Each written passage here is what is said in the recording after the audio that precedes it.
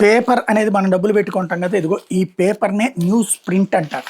News ప్రింట్కి పనికొచ్చేటటువంటి ఈ పేపర్ని ప్రభుత్వాలు సబ్సిడీకి ఇస్తాయి, అలాగే ప్రభుత్వాలు కొని ఇస్తుంటాయి. దాని వలన పేపర్లకి చాలా వరకు ఖర్చు తగ్గుతుంది. ఒకవేళ వీళ్ళు డైరెక్ట్ కొనుక్కుంటే కనుక బోల్డ్ అంత రేట్లు తట్టుకోలేరు. అసలు పేపర్ ఒకటి 10 రూపాయలకి 50 రూపాయలకి అమ్మాలి. వాస్తవంగా చెప్పాలంటే ఒక పేపర్ తయారీకి 100 నుంచి 103 రూపాయల దాకా ఖర్చు అవుతుంది. కాబట్టి వీళ్ళు అడ్వర్టైజ్మెంట్ ద్వారా దాన్ని మిగిల్చుకుని మనకు 6.5 7 రూపాయలకి పేపర్ ఇస్తున్నారు.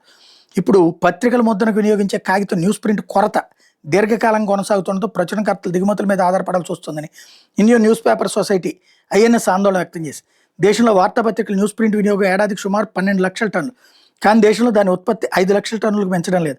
ఇక్కడ పేపర్ మిల్లులు 40% గిరాకీకి తగిన న్యూస్ ప్రింట్ను మాత్రమే అందించగలుగుతున్నాయి.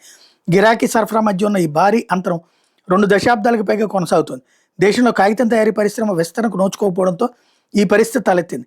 దేశ ప్రజలు నిరంతరాయంగా సమాచారాన్ని అందించాల్సిన అవసరం ఉన్నందున ప్రచురణకర్తలు తప్పనిసరి పరిస్థితుల్లో విదేశాలను దిగుమతి అయ్యే న్యూస్ ప్రింట్పై ఆధారపడాల్సి వస్తుందని ఐఎన్ఎస్ పేర్కొంది. మరి ఈ పత్రికలన్నీ కలిసి రైతుల్ని ఎంకరేజ్ చేసి సర్వే బాధలు ఇట్లాంటివి తయారు చేసేసి అట్లాగే వీళ్ళే పరిశ్రమలు పెట్టేసేసి న్యూస్ ప్రింట్ ఇక్కడే తయారు చేయించవచ్చు కదా.